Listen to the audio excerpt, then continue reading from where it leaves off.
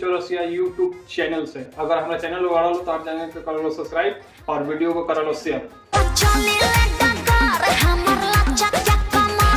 जौन की हम ले बने रंजीता कुमारी के वायरल डांस वीडियो जौन की बहुत पहले ही वायरल ली है और आजकल ही लोग नहीं देखा लो इनका को वीडियो और वीडियो देख के एंजॉय ले लो।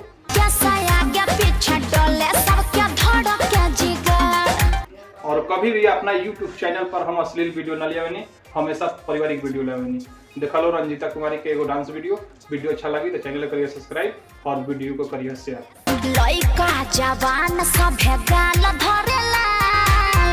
और कभी भी अपना YouTube चैनल पर हम अश्लील वीडियो न लिया हमेशा पारिवारिक वीडियो ले वीडियो देखा लो और एंजॉय दिए लो। अगर तुम लोग चाहता रहो कि वीडियो बनवाओगे तो हमारे YouTube चैनल पर मैसेज करो हम तार वीडियो बना दें। अगर हमारा फेसबुक पेज पर आ गई तो हमारा पेज के फॉलो करो, इंस्टाग्राम पर आ गई तो ओकरो को फॉलो करो।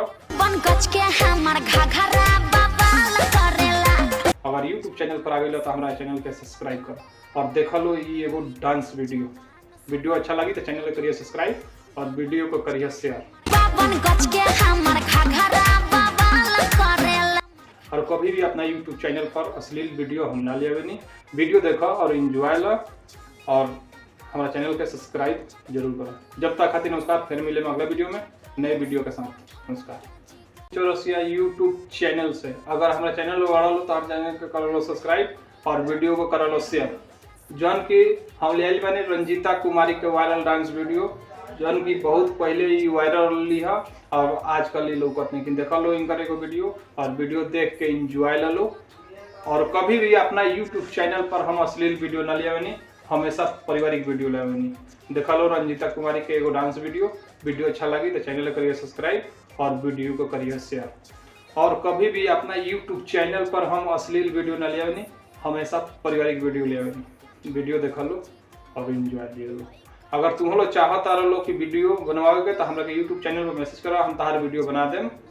अगर हमारा फेसबुक पेज पर आ गई तो हमारा पेज के फॉलो करो, इंस्टाग्राम पर आ गई तो ओकरो को फॉलो करो।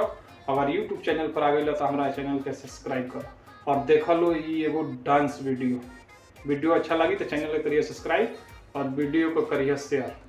और कभी भी अपना YouTube चैनल पर अश्लील वीडियो हम ना लिया वीडियो देखो और एंजॉय लो और हमारा चैनल के सब्सक्राइब जरूर करो। जब तक खातिर नमस्कार, फिर मिले अगला वीडियो में नए वीडियो के साथ। नमस्कार।